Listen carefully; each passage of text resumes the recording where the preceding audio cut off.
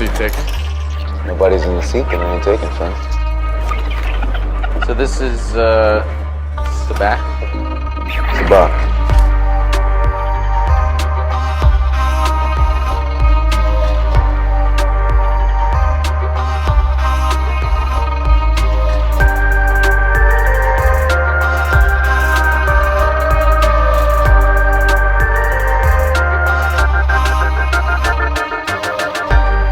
Yo, what is up, guys? Welcome back to Sabacc the Block, our very special Star Wars show with a very special guest this week. I am here with Jake Berlin from A Certain Point of View at Qui-Gon Jake is in the house. What is up, man? Thank you so much for having me. Super psyched to be here. Love the show. And yeah, I'm excited to talk about what we're talking about today. There's a lot of good stuff.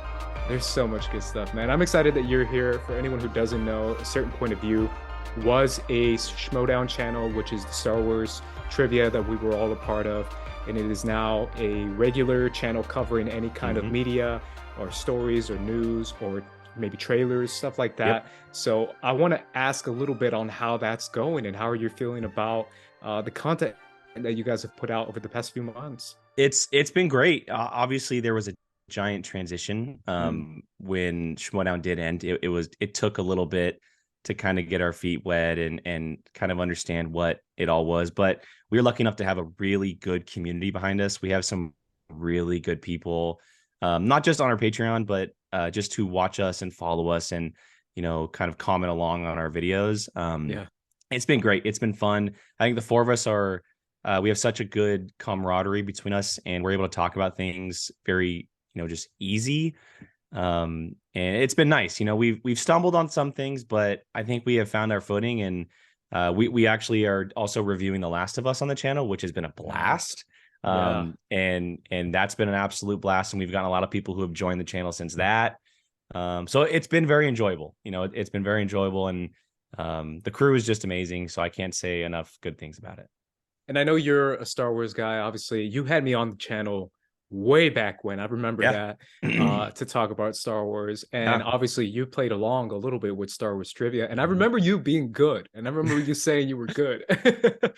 And you proved it quite a few times. I remember you got some, I forgot what they were, like vehicles or stuff or droids that were actually kind of tough, and you got those questions right. So I know you're a Star Wars guy. No, I think playing along on POV was a big part of that. It definitely helped, and then also dissecting the game like we would as an after show. I was able to kind of just do things a little differently than maybe some people were. I'm not going to say Star Wars is my strong suit, because sometimes the questions, obviously, just how evolved they were towards the end. I would say general movie trivia is kind of where I lie. That's where my strength is, but I just enjoy playing. It's just fun to do it and to test what you have. I play bar trivia here locally. Nice. That's an aspect I really do miss of it. I do miss playing along and watching you guys and playing and see kind of where we stack up and everything. But yeah, it was definitely fun, and I had my fair share of wins. So yeah, I remember that. Now kind of going off that, I want to get to your Star Wars story. So how did it all begin for you, man? I mean, it's pretty general. I think it's, as kids, especially our generation, we grew up with we're kind of prequel babies, as a lot of people call us. We start out with The Phantom Menace and Attack of the Clones and Revenge of the Sith. And I'm sure before that, I may not have the biggest memory, but I'm sure before that I was watching the originals like crazy at 4, 5, 6 years old. I actually have they're right here, the original VHS tapes that I've been holding on to for years. They're just sitting back there. I'll never get rid of those things. And it just grew over time. It just grew over time. Obviously, there was a little bit of a lull. You hit that period in high school. You're like, oh, I'm too cool for that type of stuff sometimes. But then you kind of get back into it with the Clone Wars and Rebels. And then Disney gets Star Wars and they start making all this content again. And, it's always been something that I've loved. I love the world. I love the characters. I love escaping to it. There's so many different things to it that are so enjoyable and different from many things that we get. But yeah, I mean, my story isn't really it's not, I met someone or, I guess something that I can add is I was a hardcore Star Wars Lego person. as a kid. I built Legos like crazy. And, I had dozens and dozens and dozens of Legos as a kid, and they were all Star Wars. Like I had a couple that were non-Star Wars, but they were the ships. They were, Jabba's palace barge and just all this stuff that I would be building like crazy. And that probably had a big part in it, kind of learning the worlds through the Legos. But yeah, I've always been a fan. It's always been something there for me, whether it be books, the movies. I got into comics for a long time, like really, really good. And so it's definitely the biggest fandom that I'm a part of for sure. Did you get into the toys at all? The toy collecting? Not so much like the Black series stuff. But you could see behind me, I got a couple of the Sideshow Hot Toys. Like I did that for a little while. Like, we have IG 11 and Mando back there, Ahsoka. I still do that a little bit, but I never got into like the quote unquote like action figures. It was definitely more of the Lego side of it. And then kind of more into the video game side of it as I got a little older. Because once we hit like 10, 12 years old, that's when Star Wars video games, like the original Battlefront and all that stuff, is when I started really getting into that type of thing. So that's mainly where it came from. Yeah, because I think you're a little younger than me. I think we're almost there when it comes to the same age, but I know you're a little younger than me. So Battlefront came out when I was like much older. That's fair. That's fair. But I love the video games, and I was more of a, what was that game? The pod racing game. I have that on the Switch right now. I have it on the Switch. Yeah. That's the game I played. I love it. Yes. I love it so much. Yeah. Yeah. It's great. Oh, yeah. It's great. I'm so glad that they brought it back. Just bringing it back on something like the Switch, just to be able to play is fantastic.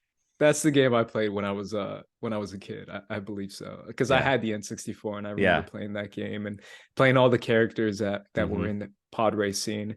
So that's amazing, man. Yeah. There's so much stuff I want to get to. I'm so excited to have you on the show because I gave you a list of topics.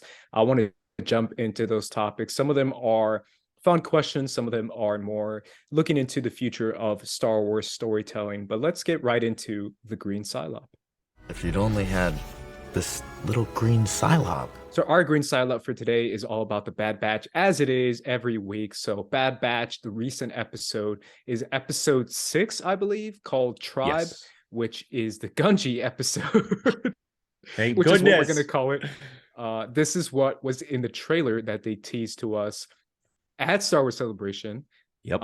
And it was in the trailer, obviously, when I saw it. I wasn't in the arena when they showed the trailer, but I heard all about Gungi. So I was. Now that, there you go. Yeah, I was, which was awesome. It was an incredible experience. Yeah. So now that we saw the episode that was the most anticipated probably of the season, how'd you feel about it, man? I said it the second I finished it. I put it out there on Twitter. This is my favorite episode of the season. I love this and I think a lot of it has to do with the fact that I've been calling for Star Wars to go back to Kashyyyk like for years. I think it's one of the richest worlds that is rarely ever touched on in live action, and we touched on it in Clone Wars a little bit here and there, obviously, because Wookiees were involved in some stories, but we haven't really got to explore the planet like I think we should have. And even if we saw it just for a little bit, seeing kind of what it's gone through after the Order 66 and what they're going through and how the Trandoshans are involved, it's a really cool piece of Star Wars that I think we need to kind of go through a little bit more. And throwing Gungi in there is like, it's just awesome. As Clone Wars fans, you go back to that Padawan episode, the Youngling episode, you're like, okay, well, what happened to these characters? Like they were young. We obviously don't want to hear that they were slaughtered or whatever, but hearing that Gungi, who is easily one of the favorites coming out of that arc, is alive. He's captured, but he's alive and well. He gets that saber back, and it feels like old school Clone Wars. I loved it. I love the connection between him and Omega, which happened very quickly because they're so young. And just, again, getting back to the Wookiees, I think that's such a big piece of Star Wars that is so missed.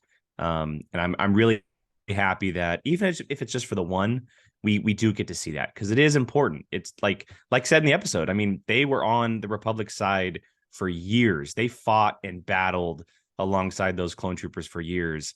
And I think it's time that they get their justice. So I'm very, very happy we got this episode. Yeah, it's so many different varieties in this episode. That's very interesting. Obviously, the Gungi aspect is the idea of a Wookiee, a child Wookiee, a Wookiee as a Jedi, which is already just like incredible. Yeah.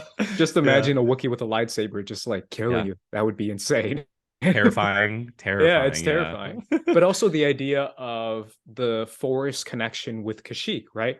Very similar to experiencing the Force through a variety of nature and stuff like that. So the fact that Gungi is already connected to the Force, and the fact that Wookiees have this specific connection to nature in general already on Kashyyyk, just kind of amplifies his abilities, and it amplifies his mindset, right? Where he's 100% a Jedi, but also 100% a Wookiee. Even though he wasn't raised with the Wookiee culture, he can quickly embrace it because of his Jedi training and because he knows the Force so well. And that's why when we first see those giant spider creatures, he's able to, like, you know, calm them down, put them to the side, because he has that connection to the Force. So I love that combination of both cultures uniting, one of them being, you know, the one he was raised in, which is the Jedi way, and the second one being the Wookiees and the ways on Kashyyyk. So that fusion just really hit home for me. And also Trandoshans, man, they're always on some BS, bro. Every time Trandoshans. Damn. These freaking creatures, man, they love to hunt like the Wookiees, and it's just so unfortunate. Obviously the storyline is Trandoshan and Wookiees, it's the whole slavery aspect, and you know, that type, and even through the whole Order 66 and the Empire taking over, they are still finding a way to do it. And it's super unfortunate to see. But no, I mean, back to the point about connecting the Force and really the planet overall. It's unique to Star Wars. Again, going back to what Star Wars brings to the table, you have these species and these cultures that are so vastly different from each other, and they bring so many different elements to the table. Whether it be something like the Mandalorians, who have, you know, this Kree that they abide by, or something like the Wookiees, where they are just connecting themselves to nature and everything around them. It really is beautiful to watch. And again, I hope it's something that we can expand on in the future, because I think it's such a cool aspect of Star Wars that we don't get a lot of. I love that scene of seeing Omega kind of just follow Gungi's lead at the very end and try and connect to the tree and the life force of it. But yeah, I thought it was such a well done episode of, you know, obviously the Empire and the Bad Batch and everything in that aspect, but catching back up with where this culture is right now.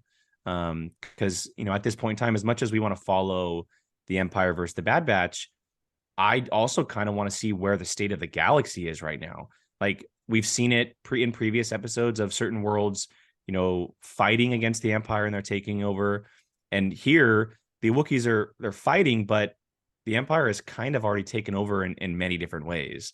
And it's almost a fighting back at this point. So I thought it was just a really well done episode in so many different aspects of Star Wars and storytelling. I was very surprised. Like, when I originally saw Gungi in that trailer, I'm like, oh, this is awesome. Like, maybe he comes across them, or they find him and he goes on a mission. Never in my wildest dreams did I think it was going to be about him reconnecting himself to the culture of you know, Kashyyyk and the Wookiees, which I thought was so well done. So bravo again to Dave Filoni and everything that he's doing. Yeah, I really do feel like there's so many different aspects to the idea of the slow conquer of the Empire and what that looks like, and how it looks like on different planets, where Kashyyyk is like its own special thing, right? Where even the Empire knows, like, damn, it's going to take us forever to like officially conquer Kashyyyk. Kashyyyk is built different.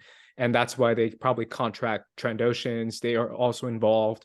But the idea that there's always going to be planets that are not ever completely toppled over, and Kashyyyk is one of them, where there might be planets where it takes like a week to conquer them. But this one is like, damn, this is going to take years because of the Wookiees are always going to be fighting back, and the planet's fighting back.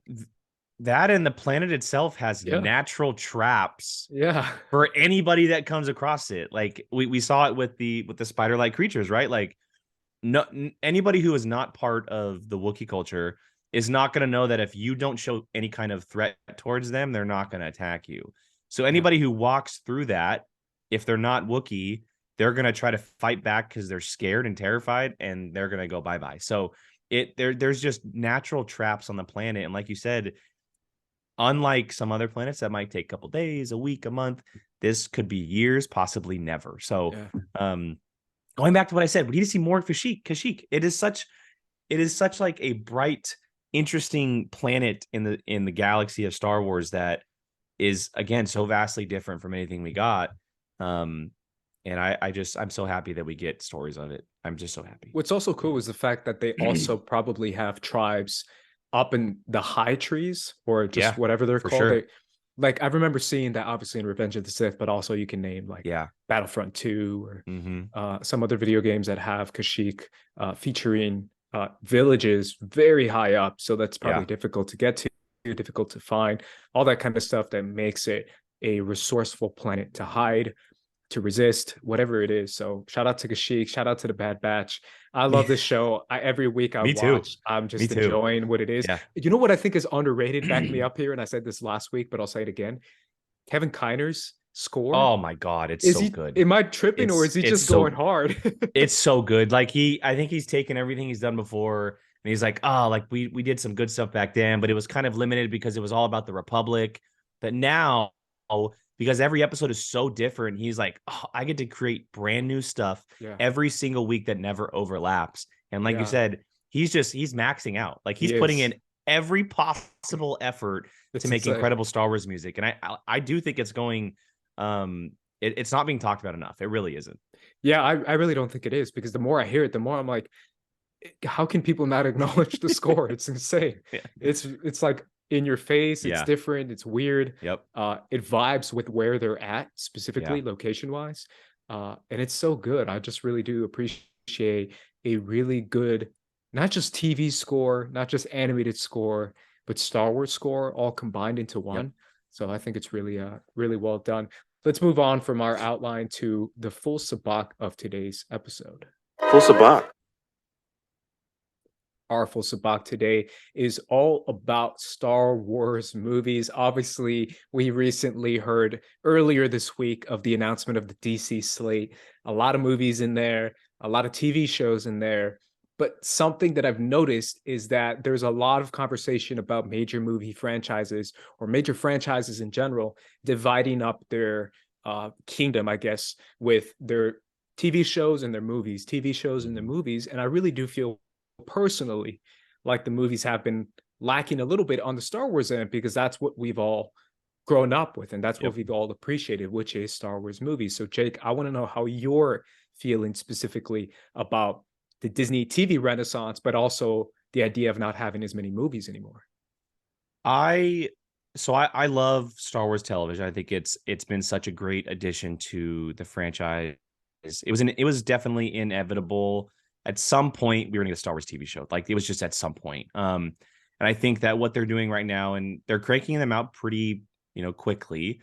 But I have always said, and I will always stand by the fact that I think Star Wars, number one, lives on the big screen. That's just for me. Some people feel differently, especially after seeing some of the series like Mandalorian and Andor. But to me, Star Wars is a film, it's a movie, it's a cinematic experience. Not to say that the shows can't give us that, but it just feels different to me on the big screen. And so I do miss having those, come out, or whether it's news to talk about or trailers to watch or anything that has to do with the movies. I do miss it. And I do think at some point we will be, getting some type of news, at least hopefully soon, because it has been, it was definitely strange going to Star Wars Celebration this year and not a single piece of movie news was talked about. Like, the movies that were talked about were non-Star Wars properties, like Indiana Jones and the Dial of Destiny. So it is a kind of strange time, but I also feel like they're taking their time with it, which I'm okay with. The Rise of Skywalker was in 2019. That's not that long ago.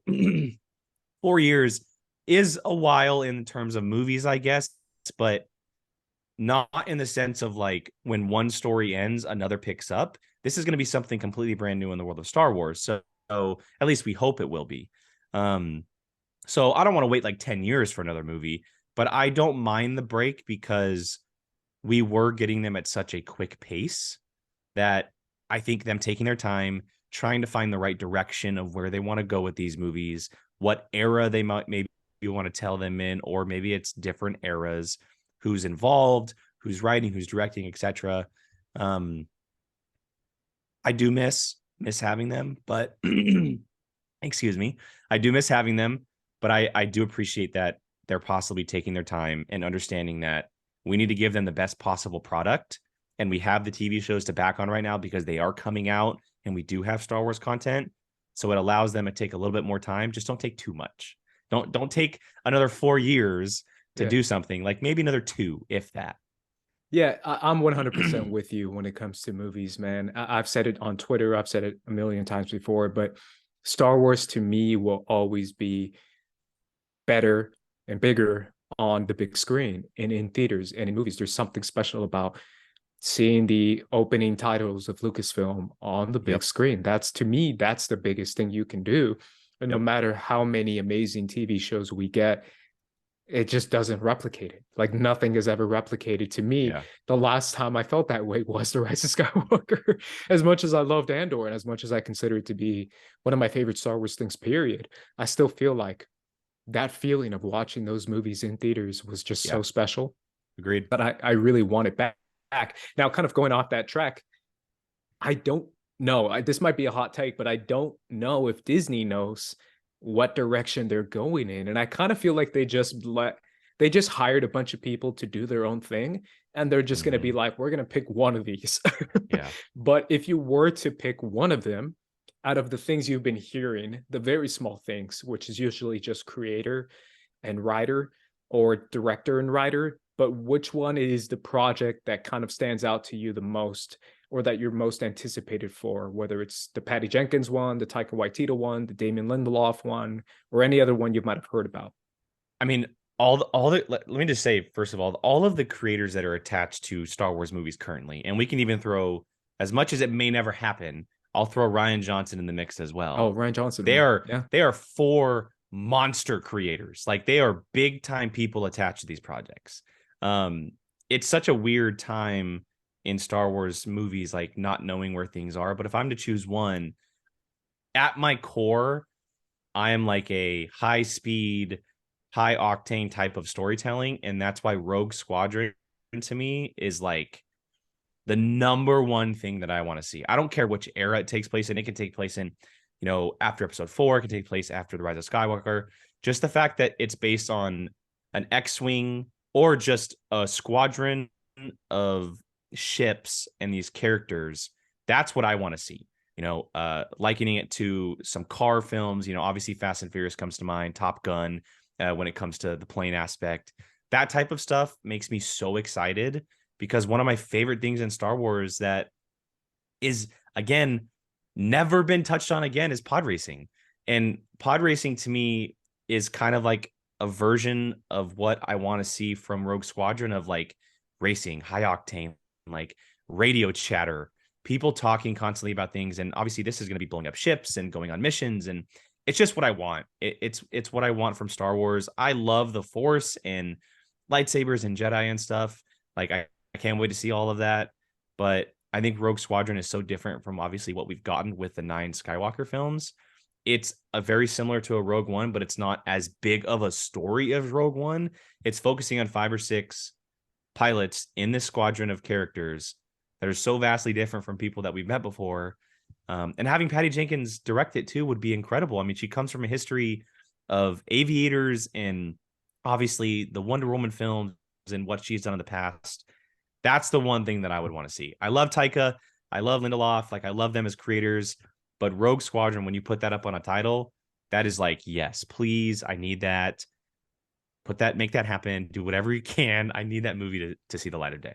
And it's great because once we heard about Patty Jenkins stepping down from Wonder Woman 3, she also confirmed that she's still down for Rogue Squadron. which means that still could be in development and that could still happen. I'm the same way. I'm not necessarily picking it as my number one, but I still want to see it. I still think it's a great idea, and I still feel like it fits with what we've seen everywhere in Star Wars, whether it's Clone Wars, whether it's the video games, whether it's Rebels. We always see pilots kicking ass, being incredible pilots, and I really do feel like that'd be a really cool aspect to a Star Wars movie where it's its own separate thing. You could still, I think they could even still make it around the OG trilogy time if they want to. And Agreed. X-Wings, B-Wings, A-Wings, all that kind of stuff they want to have as their ships. They could keep those ships, Y-Wings too, and make it a completely separate mission between Empire and Return of the Jedi, or between New Hope and Empire, or right before it, and do it like, I don't know, we need to take out this Imperial target. Boom. Yeah. That's the movie. That's it. 100%. And in the original books, the Rogue Squadron books, Wedge was a huge character. And where is he in that character in the original trilogy? Like, you could easily put Wedge, someone possibly playing a younger Wedge, you put him as the main character. Yeah. People are going to be psyched about that. Like, Wedge leading a group. Like, come on. Yeah, you could have new characters. You could have Wedge. You could have Hera in there. You could have Hera, 100%. Spoilers to a future thing I'm gonna talk about, but Hera is one of my favorites, and she's one of the best pilots. Yeah, Hera, Wedge. You could have characters from the video game. What was that game called? Rebel Squadron. I think it was Rebel Squadron. Yeah, Rebel Squadron. You can have characters from that game. You can have characters from I don't know, Battlefront 2. Like, there's different ways you can go about this movie, and I think that'd be a lot of fun. If I want to give a second shout out, I want to give a second shout out to the Lindelof one. For two reasons. One is obviously because it's Lindelof. Two, it's post prequels. And that's the only one that's ever said we're post prequels, where the other ones have been like, we don't know what time we're in. But this one is very specifically like, no, we're going to talk about what happened in not post prequels. I'm so sorry. Post sequels. Post sequels. Okay, there you go. Yeah, that's what I meant to say. My bad. We're going to talk about what happened in the sequels, and we're not just going to ignore it and pretend it didn't happen. We're going to acknowledge it, talk about it, talk about where the Jedis are going from here, what's going to happen in the future. That sounds interesting to me. And that also teases a potential return of a Daisy Ridley in the future, or of a John Boyega, or whatever character we want to see. But still, post sequels to me sounds like, I don't know. That's my number one. I mean, I agree with you. I mean, it's a giant question of where the galaxy goes, right? Like, what does the Resistance look like? What does the government look like? Where does Rey go with the Jedi? And is she training? Is she going off on her own? Where do Poe and Finn end up? Like, there are a lot of questions. Like, people don't just stay together for the rest of their lives. Like, they're going to go off and do separate things, and the world's going to kind of put itself back together. And so it's a very valid question of like, what happened? And I think Lindelof doing that is very interesting, because he can do some wild things as a storyteller. Yeah, absolutely. I would love to see that, and I would love to see him doing that. But either way, I think we both agree that we both miss watching Star Wars movies, and excited for whatever they choose to do. Hopefully this year we'll get maybe an announcement. Even if it's an announcement, I'll take it. But I feel like this celebration is going to be the year where they reveal a lot of the movie things. Like, I think that's why they were saving it, is to just kind of make sure that they want things set in stone, to not reveal things. Now that all the TV stuff is out there, Celebration's coming up, I do think that a lot of this stuff will be movie heavy. Yeah, let's hope so. And obviously, maybe because it's in London, they have studios there, they have actors there. Maybe, yeah. I don't know. I'm making stuff up at this point. But either way, let's get to our Force flashback for this week, which is all about romance and love within the Star Wars universe. I wanted to rank our top 5 Star Wars couples. I specifically chose this topic for 2 reasons. One, it's just an idea I had. 2, I was like, I have the perfect guest. Recently married. Now that you're a married man, you know all this about is love. Brutal. About couples. This question is brutal, because there's so many great Star Wars couples, and there's so many different meanings of what a Star Wars couple could be.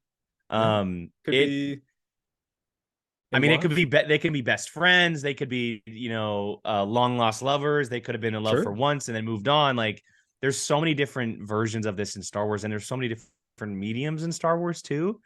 I'm sure we're gonna have a couple that overlap and some that people expect, but it made me excited because I went to the things that I really love, and I'm happy that I was able to squeeze a couple on there. So Yeah.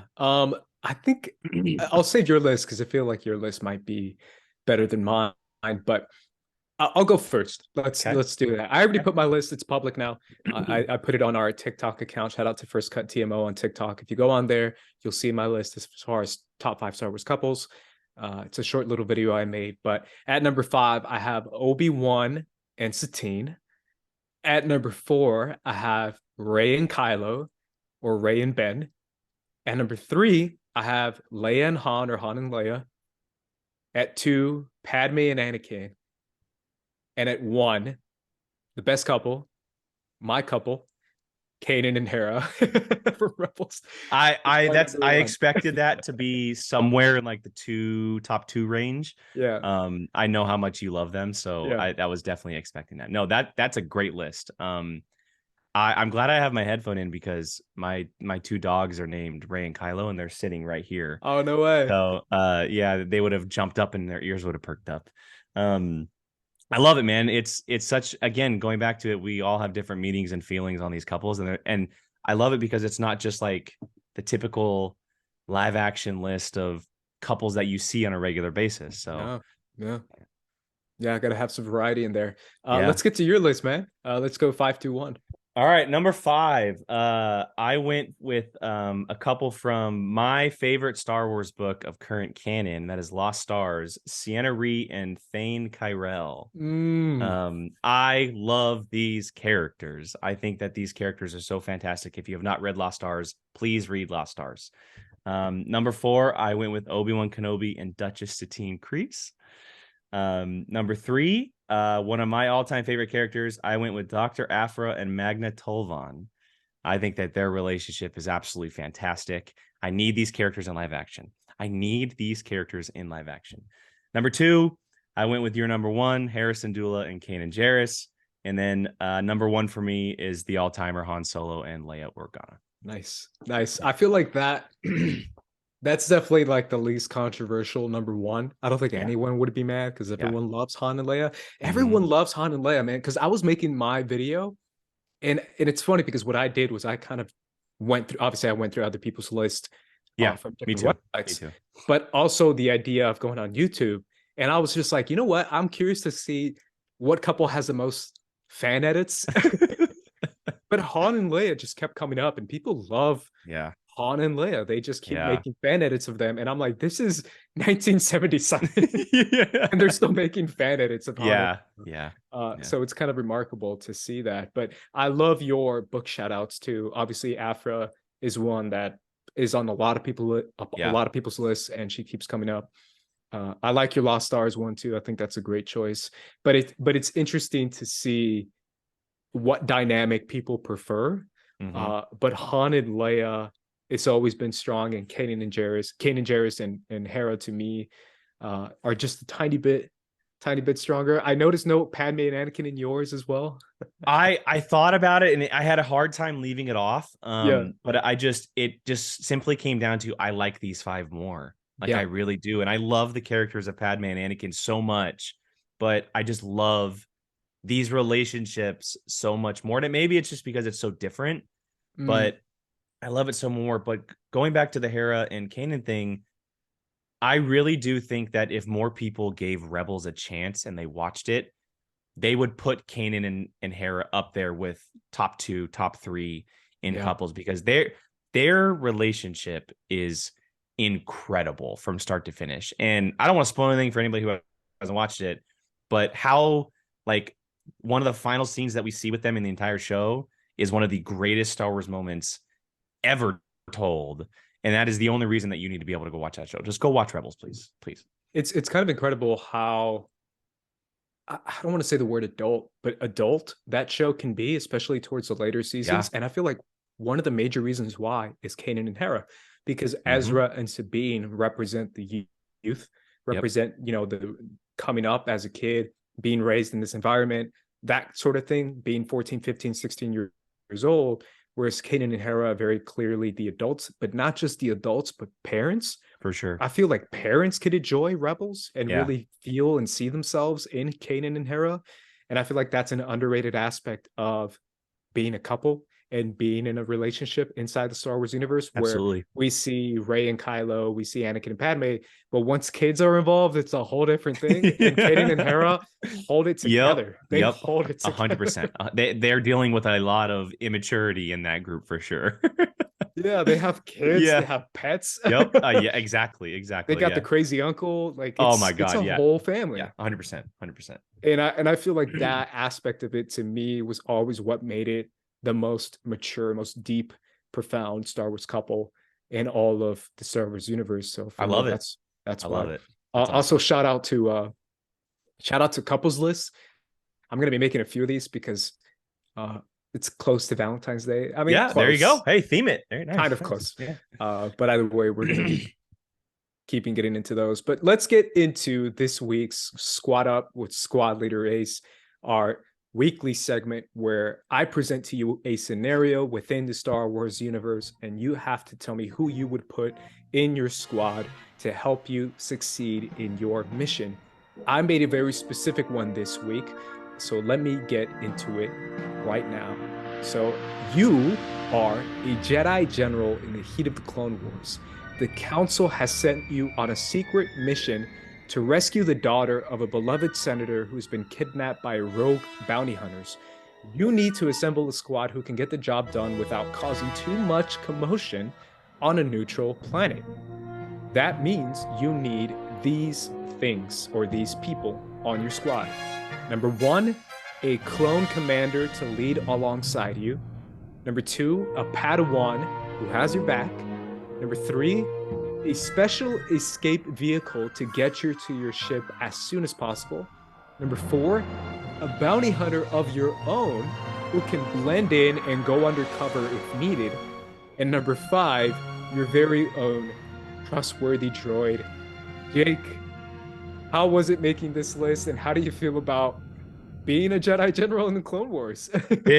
I mean, that would be amazing, first of all. But this was one of the most difficult things I've ever had to do. The amount of research I did for this to make sure that I was not forgetting anybody on any aspect. It's a great question, but man, you put me through the ringer with this thing. 100%. Man, I'm excited to hear your answers for this, but let's start right up at the top. If you're going on this mission, you're a Jedi General in the Clone Wars. Every Jedi General has a good clone commander at their side. Who are you taking? So, oh man, I'm still kind of back and forth. I almost went with the very obvious choice of character that we see quite a bit throughout both Clone Wars and Rebels. But after, again, doing some research, I remembered a character that I absolutely love who helped one of the greatest Jedi generals of all time throughout the entire Clone War, and that is Oddball. Oddball, who helped Obi-Wan and Anakin many, many times, is one of my favorite clones, favorite clone commanders, favorite characters who pops up. He's also in Revenge of the Sith, which I think is incredible. Yeah, I'm going with Oddball. Oddball, interesting, because he's a pilot, right? I mean, he's a pilot. That's why I chose it. Yeah. Wow, there you go. Oddball is interesting because you do have that pilot connection, so he probably knows a little bit more of fighting in the air and all that good stuff. So that's a good choice, man. I feel like maybe I should go for the obvious one. You know what I was watching it again, kind of making my couples list. I was rewatching that scene in Rebels season 7. It might be, I think it was Rebels season 7, where Anakin goes into that little room to talk to Padme. Yes. And he asks his homie, he says, yo, watch the door. You got my back. And I was thinking about it because rewatching this scene, I was thinking to myself, I said, man, if you really think about it, Rex knows that Anakin is breaking Jedi code, 100% he does. Yes. and he still has his back. He Yep. still has his. Yep. He's like, bro, Yep. you're breaking actual Jedi code, Mhm. but I got you, bro. I Yeah. got you. It's like, bro, I'm gonna get on the phone with my wife. Tell the Yeah. boys I'm talking to some other generals, and he's like, I got you, man. Like that kind of stuff to me is just so clutch because he Yeah. still honors and respects his general. Mhm. Because at the end of the day, military code over Jedi code. No code over Jedi code. Whatever you want to say it is. Yeah. Rex has your back, so I'm picking Rex. He's such a great character. I cannot wait to see him in live action. Can't Oh, wait. That'd be amazing. Yeah. Who are you picking as your Padawan? This was by far the easiest. Okay. And anybody knows me, if they ask me this question, they would immediately know the answer, and it's Ahsoka. No question, without a doubt, is 100% Ahsoka. That's a great one. That really is a great one. I kind of want to do recency bias and just pick Gunji. Yeah, hey, there you go. I love Gunji, it. again, Yeah. Wookiee with a lightsaber, bro. Whoever I'm facing as a bounty hunter, they're gonna be freaking out. That's terrifying. Like no matter what you think, super strength with a lightsaber and the Force, like Gunji's gonna wreck shop, and he's gonna be loyal, and he's gonna be committed to making sure that the senator's daughter has been rescued. So who are you picking as your, or what are you picking as your special escape vehicle?